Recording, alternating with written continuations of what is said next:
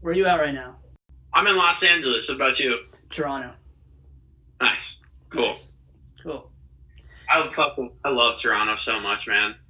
I've only been there for shows, but every time I've gone there, I've just had a fantastic time. Yeah, I've only been to LA once, and I knew like traffic was really bad, but I didn't know it was like really really bad. Dude, it is like a whole another level that you've never seen until you just experience it. But Yeah, we're sitting at like I would say 2/3 traffic capacity now ever since COVID, which is like better, but still for sure. not what you want it to be. But yeah, to start, my name is Jibril Osman. This platform is called Studio One. I've written for Clash and the 405 and Toronto publications, but I really wanted to build my own platform Amazing. to highlight Toronto artists, but also I get the chance to interview artists like yourself, like international acts across Canada. So it's a really cool thing that I get to do. It's really fun. Oh yeah, man. Yeah. Before we begin, can you just briefly introduce yourself, and then we'll get started. Absolutely. What's up, everybody? I'm Christian French. I'm 23 years old, and I am from Fishers, Indiana. Been releasing music for like 4 or 5 years now, and I am currently out living in Los Angeles. Cool, man. Yeah. Before we really get into music, touching on you being in LA right now, how have you been with quarantine and COVID? I think I read you were back at home for a while. I guess now you're in LA. How's it been for you? Yeah, it's been good. It's kind of come in waves of like feeling, good and then feeling really redundant. Like I've been writing more music than I ever have, and so on that side of things, having the time to write all that music has been amazing, and I've come out with some really good stuff. But after a while of doing that, it gets a little redundant. It gets a little hard to like find inspiration from doing the same things every day. Just doing it every day, Yeah. and so at times it's gotten a little, I don't know, just weird feeling, and like I need to like go adventure or something. But I can't complain, really, man. Like I'm thankful that I just have the opportunity to like still do my job during quarantine, like even Yeah. though it's a little different. But yeah. Would you like consider yourself like I can stay at home, watch movies and shows kind of guy, or are you like I need to be out? Because for some people it's like I'm a homebody. I could just relax and stuff like For that. sure.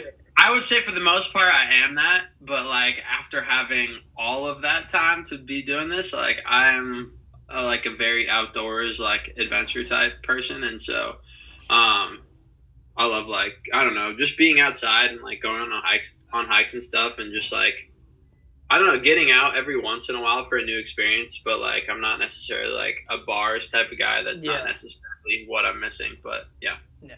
And I know you grew up in Indiana. Talk about that. Talk about what it's like. Because for artists, growing up in small towns, like even the idea of being an artist in a small town, it's kind of like that hard thing to do. For you, I know you went to med school, hockey player and things like that, and you finally dived into music. But just talk about growing up in Indiana and how that was.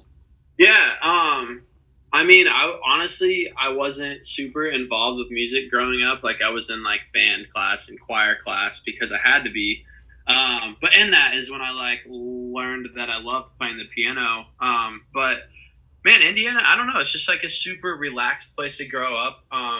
Just don't definitely doesn't have the same pace as LA has, and yeah, I was just growing up like playing hockey every single weekend, and like hockey and science was like my main thing, and Yeah. after those became like my main things, my thing to like kind of settle me down became music, and I kept finding myself spending more and more time like just investing time into playing the piano and singing with that, and as I was in high school, just kept doing it more, and I started writing my own stuff. For by the time I got to college, that was like all I wanted to be doing, and I was still in Indiana. And there's groups of people that do music there, but I just wasn't in a very musical group, so I was kind of on my own until I got to college and met a friend who could produce, and through there, it's kind of like how everything started. Yeah, and I know you learned watching YouTube videos and things like that. Good. With med school and with hockey, was music something you were openly talking to about with your friends or your family, or was it something that you kept it inside, I guess, till college? At what point did you I guess Right. the question is, did you feel comfortable talking about it with other people? At first, honestly, no. I was really self-conscious about what I was doing, and I wasn't like confident in myself as a singer at all. But after I kind of got better at singing, got more confidence, it's when I was like, sharing with my friends some more and like letting my parents hear me while I was like playing piano in the Yeah. house and whatever. And um, yeah, after I got to college and started realizing that I actually had a voice and could write lyrics, I wasn't as shy anymore. And yeah, especially after the music started coming out, like I just couldn't get enough excitement from it. I couldn't like, talk enough about it because it was just like a whole new thing for me to like actually have music that was on Spotify after years of just doing voice memo recordings on my iPhone. So it was really exciting. Yeah. And artists kind of when they look back on certain important moments, sometimes you can romanticize the moment or kind of be like, yeah, like this happened and it finally worked out. But for you personally, I know the story is you dropped out of med school, you pursued things, went to LA and things like that. What was the moment that you believed that it was actually going to work out? I know you could drop out and things like that, but for you personally, when did you feel like this works? There's like two separate instances of that. I'll give like the quick version of both. But the first one was after I put my first song on Spotify, and somehow, some way, it ended up on the viral top 50 chart of Spotify, and started streaming well. And that was like a big kick. Like, shit, I can Yeah. actually be positioned to do this. And the second time I would say was right before I dropped out of school. The reason I dropped out is because Chelsea Cutler asked me to open for her on tour. Yeah. And so when I got the text from her that was like, I'd love for you to open for my fall tour, that was like, that was always my thing was I'm making music and it's good, but until I'm like a touring artist, it seems like almost Not like complete. I'm a Not half complete. artist. Yeah. Yeah, exactly. And so I was like, if I could just get a really good opening slot, that would be it. That would be the kicker to get me into being a musician like full time, and that's exactly what's happened. And so that was a humongous moment for me.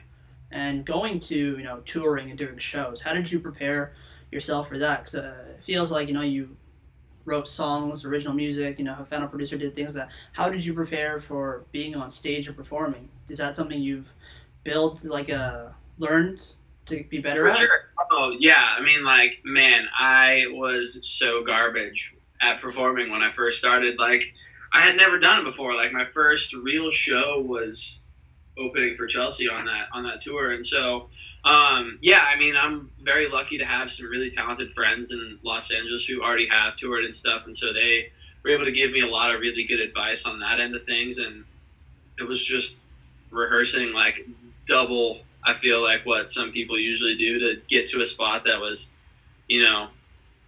like just good to be on stage. And Yeah. after that, it just honestly comes from playing shows and figuring out what doesn't work, what does, and just kind of like not being too hard on yourself and continuously just trying to grow. And that's kind of, I feel like, how I've gotten to a good spot performing. Do you remember the first time you heard fans in the audience sing your songs back to you? Do you remember that feeling? Yeah, absolutely wild. Like, I don't know, getting to open for these artists was crazy, like Chelsea Cutler and Quinn 92. Amazing. I love both of them. But there's something different about like having your first headline show and then hearing people like really singing your words back to you. Like, my first headliner in Ann Arbor that I did was one of like the craziest moments of my life. I just was not used to that amount of people like singing my music and like just seeing smiles out there that were all like there to see me. And so I'll definitely never forget that. And pushing forward, I know you've released a couple of EPs, had big singles that have definitely propelled you. How have all of these things plus the shows helped with this new EP, with the process behind this? How have the things that you've learned in your career helped this one? It's just all been such a growing process. I mean, like, I would say the music I was making 4 years ago is like, I don't know, just way less experienced than the music I'm making now. Like, I've learned guitar. I'm way better at piano. Like, I've been submerged in songwriting and kind of the life as a musician for the past 3 years, like completely now. And so I just feel like I'm a new person than I was kind of before this. And I know it sounds cliche, but it's really true, and I think that really reflects in the music and just kind of the maturity of it. And with everybody being with quarantine and COVID, things like that, has it allowed you to, I guess, reflect on your career, I guess, and allowed you to have a bit more perspective on things? So much so. Yeah, I mean, usually you're like, for the most part, like in spring you're touring and fall you're touring, and so a lot of your time gets focused into that and rehearsing for that. But now that that's not there, like all there is to do is make music and like figure out really what you want to say and really what you want to stand for as an artist. And so I've definitely been taking a lot of that time to sit and meditate on those thoughts and like really spend time every morning writing in a journal for like an hour and just trying to do all those things, get all those ideas out and like really learn more about myself, because that can only just help you more in the future, just become a more, I don't know, well-rounded human and artist. For sure. And when it comes to releasing music, are you the type of artist where you release a record and you're like, all right, on to the next thing? Or you release an EP and you're like, I'm already working on an EP while that's already out? Or do you relax for a bit? Do you move forward quickly? How does that work for you? Lately it has been like, I'm just like, I don't know, I've just been too excited to not write music. And so I'm always working on something, whether, one EP is out or not. Like I'm already definitely very submerged into my next project after this Good Things Take Time project has been out. I will say it is good to like have rest times every once in a while, but I just find like, little weeks here and there where I really feel like I need it.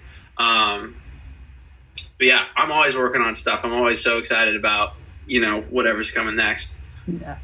And I know one of the songs on the EP, you fought to get it out because you felt like it was really important to get it out in the world. Talk about that. And on that note too, I feel like with the year that we've had, I feel like a lot of artists that I've talked to and a lot of artists that I've seen online, I feel like artists now feel like having a platform is so important and to have a voice and to be a part of like change and things like that. And for you, can you talk about that and pursuing the release of this single? 100%. Yeah. So this single that I kind of fought for was called Wake Up. And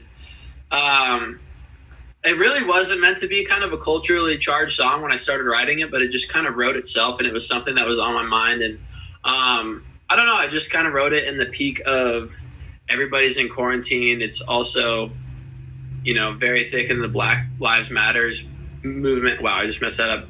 Black Lives Matter movement. And just like everything else that you're seeing on social media has really just piled up into this big, like, I don't know, it's really just crazy. And so these words kind of poured out, and after I wrote it, it felt really special and really felt like it fit into the Good Things Take Time era of music. And I just felt really cohesive for the project. So I just made it a point and kind of just had continuous conversations with my label to figure out how it was possible to get it out. And we were able to get it out right now in the midst of all this rather than, a year or whatever down the line when who knows what have happened with it then. But it just feels, I don't know, a lot more right now. For sure. And, with that, when it comes to being an artist, I know you looked up to certain artists growing up and you kind of did your own covers and things like that. Talk to me about seeing... the way I kind of see it is like we kind of grew up being fans of artists. So for you being an artist, how has that like been for you, I guess, if you understand kind of what I'm saying? Yeah, I do think about that a lot. I think I know what you're saying, but like I do think about the fact that I've listened to just hours on hours on hours of John Mayer and I've been like dissecting his music and what he's saying and who he is as a person. I just like think he's really fascinating. I look up to him a lot, and like the fact that I'm an artist with my own voice and my own music, it definitely inspires me to keep growing as an artist and keep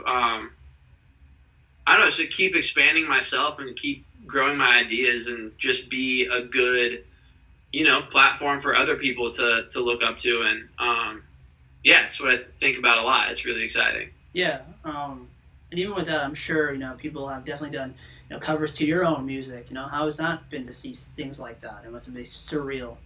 Crazy, absolutely nuts. Yeah, I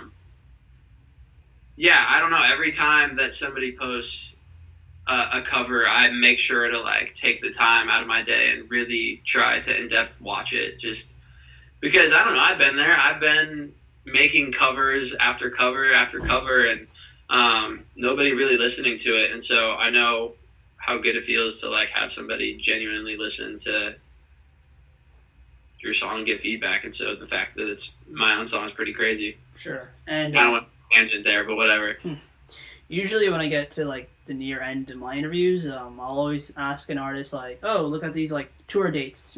How's that going to be, or what do you have upcoming?" And with COVID, that's kind of been axed with the interviews, things like that. But for you, I guess, releasing a project kind of in this pandemic world that we're in, how has it been? I guess without the shows behind it, has it been hard to? Because I think for an artist, there's like two parts of an album that or EPs that live, right. You release it, fans get it, and then they get to see it live. Has that been hard for you not to have the completeness of it? Definitely. Yeah, I mean, we had a tour planned this fall, and obviously that didn't get to happen, which is okay. But yeah, everything's just moved to the internet now, which is crazy, but that's just kind of the reality of it. And so currently right now we're getting ready. We're starting to rehearse tomorrow for a live set for the Good Things Take Time EP. So, we're still making it happen, whether it's in front of a crowd or not. Like, we're still going to have the set. It's just going to be a live stream. And so it's just what it's got to be right now. It's like not something I prefer. Like, I would love nothing more than to be with my fans and be touring. But I don't know. We've just had to make the adjustments when necessary, and it's been all right. It's been all good. Going kind of back to hockey, I guess, in terms of performing in front of, being online and performing with fans and things like that. As a hockey fan, for you, how has it been for you watching games with no fans? Does it look odd off for you, or? It looks so weird, and the fact that they just have like fake crowd noises just roaring in the stadium, I don't know, that would be really weird for me. But I also feel like it would be weirder to be in the NBA where they have like screens of people just like that would be even weirder. But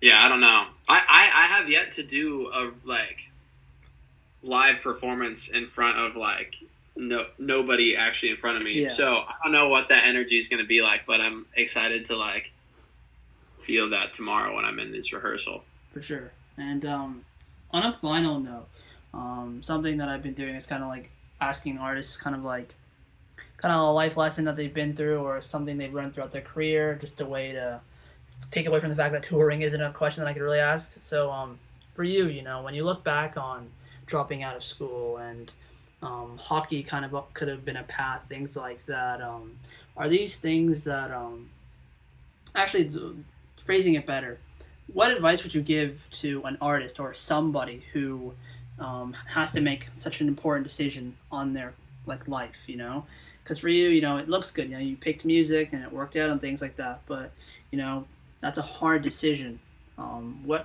Looking back on it, what's something that you can take away from it so people watching this could get advice on that? Yeah. I don't know. For me, it was that music was something that I was positive I wanted to spend my life doing, and if I didn't give myself that shot, I would have been really bummed out that I just kind of, went back to what was comfortable and what was normal to me. But if there's one thing I've learned, it's just that like discomfort leads to the greatest growth and change. And with discomfort comes a lot of failing, like just kind of a crazy amount of failing that you go through. But after, you failed once or twice, you realize it's not that bad. And then you start getting better at, whatever it is you're trying to do. And then you get really, really inspired and get really into it and just are able to grow past that, like, I don't know, growing stage or whatever. And that's what happened to me through music, and now I'm able to sit here and do it full time, thankfully. But I don't know, just don't let discomfort discourage you, really. Just like I would run towards discomfort rather than run away from it, because it's just led to a lot of really good change for me. Sure. And lastly, through it all, being in Indiana, moving to LA, how has your parents seen your career? How proud have they been in seeing it, quote unquote work out, I guess? Right.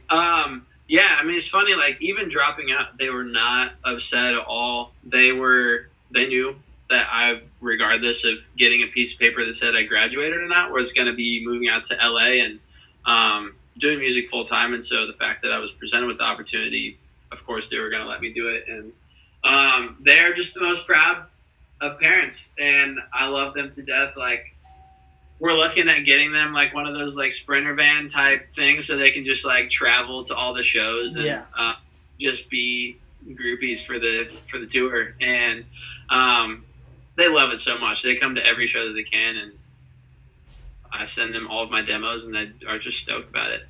That's amazing. Yeah, man. Again, thank you so much for being on Studio One.